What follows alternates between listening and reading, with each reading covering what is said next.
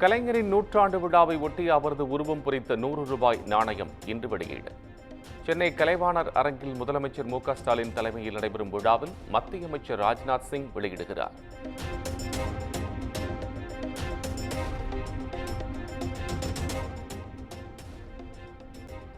சென்னையில் கடலோர காவல் படைக்கு புதிதாக கட்டப்பட்டுள்ள கட்டடம் மற்றும் மீனவர்களின் நவீன கட்டுப்பாட்டு அறையை திறந்து வைக்கிறார் மத்திய அமைச்சர் ராஜ்நாத் சிங்.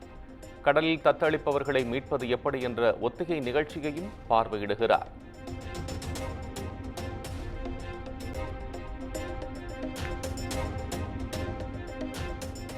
கலைஞர் நாணயம் வெளியீட்டு விழாவை ஒட்டி சென்னையில் போக்குவரத்து மாற்றம். காமராஜர் சாலை, நேப்பியர் பாலம், அண்ணா சாலை வழியாக கலைவாணர் அரங்கத்திற்கு முக்கிய பிரமுகர்களின் வாகனங்களுக்கு மட்டுமே அனுமதி.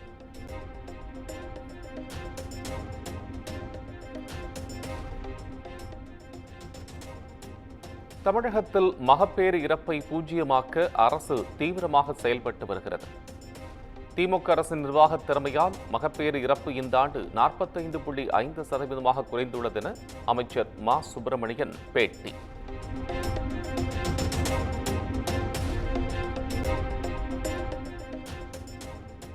ரவுடி ஆற்காடு சுரேஷ் நினைவு நாளை ஒட்டி போலீசார் தீவிர கண்காணிப்பு.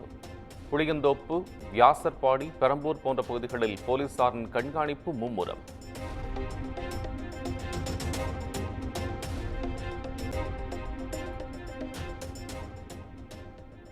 இசையமைப்பாளர் யுவன் சங்கர் ராஜா மீது நுங்கம்பாக்கம் காவல் நிலையத்தில் புகார். வாடகை பணம் 20 லட்சம் ரூபாயை கொடுக்காமல் வீட்டை காலி செய்வதாக வீட்டின் உரிமையாளர் குற்றச்சாட்டு.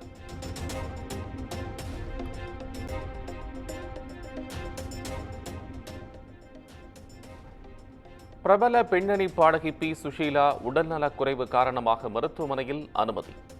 உடல்நிலை சீராக இருப்பதாக மருத்துவமனை நிர்வாகம் தகவல்.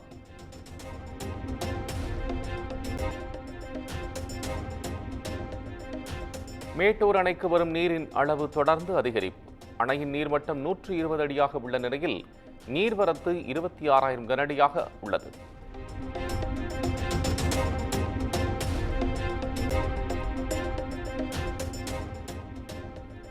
கன்னியாகுமரி, தென்காசி, நெல்லை மாவட்டங்களின் ஓரிரு இடங்களில் இன்று மிக கனமழைக்கு வாய்ப்பு. நீலகிரி, திருப்பூர், தேனி உள்ளிட்ட 9 மாவட்டங்களில் கனமழை பொழியும்.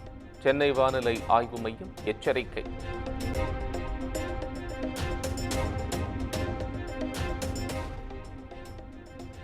புதுக்கோட்டை மற்றும் திண்டுக்கல் மாவட்டங்களில் கொட்டி தீர்த்த கனமழை. காற்றுடன் கூடிய மழை பெய்ததால் வாகன ஓட்டிகள் அவதி.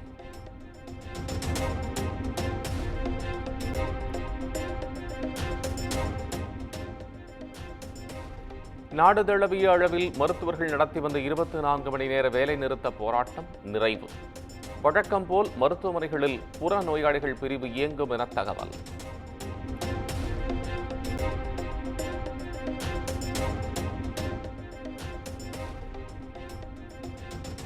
கொல்கத்தா ஆர்ஜிகர் மருத்துவக் கல்லூரி மற்றும் மருத்துவமனை முன்பு தர்ணா மற்றும் பேரணி நடத்த தடை. வருகிற 24ஆம் தேதி வரை போராட்டம் நடத்தக்கூடாது என காவல்துறை அறிவிப்பு.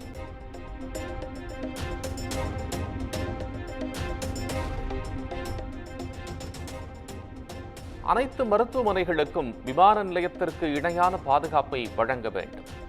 இந்திய மருத்துவர்கள் சங்கம் பிரதமர் நரேந்திர மோடிக்கு கடிதம்.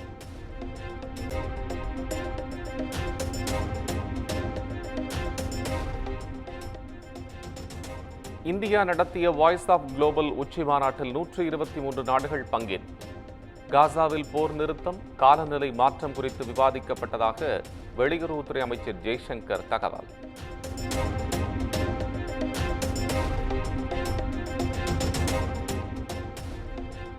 டெல்லியில் பிரதமர் மோடியை சந்தித்தார் ஆந்திர முதலமைச்சர் சந்திரபாபு நாயுடு.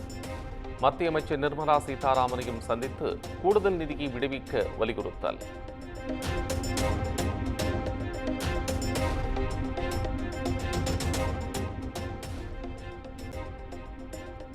மூடா முறைகேடு தொடர்பாக கர்நாடக முதலமைச்சர் சித்தராமையாவிடம் விசாரணை நடத்த அம்மாநில ஆளுநர் ஒப்புதல்.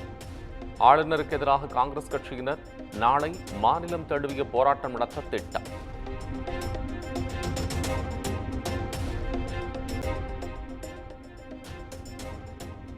மும்பை விமான நிலையத்தில் ஆடைக்குள் மறைத்து கடத்தி வரப்பட்ட 3 கோடி ரூபாய் மதிப்புள்ள தங்க பசைகள். கடத்தலில் ஈடுபட்ட 2 பேரை கைது செய்த அதிகாரிகள் விசாரணை.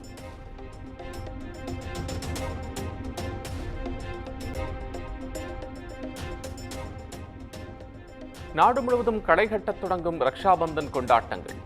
ஜம்மு காஷ்மீரில் ராணுவ வீரர்களுக்கு ராக்கி கட்டி மகிழ்ந்த பெண்கள்.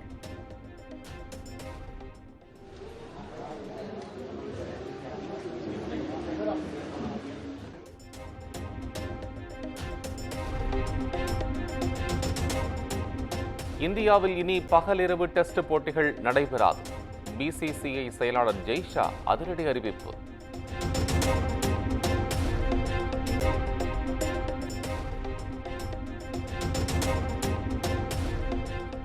யூடியூபில் பட்டையை கிளப்பும் நடிகர் விஜயின் கோட் படத்தின் ட்ரெய்லர் 17 மில்லியன் பார்வைகளை கடந்து அசத்தல்.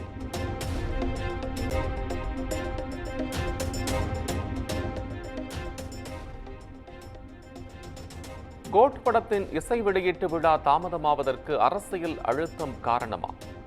எந்த அரசியல் காரணங்களும் இல்லை எனவும், விரைவில் ஆடியோ வெளியீட்டு விழா நடைபெறும் எனவும் அர்ச்சனா கல்பாத்தி பேட்டி. 1 வீக் முன்னாடி தான் பிளான் பண்ணோம்.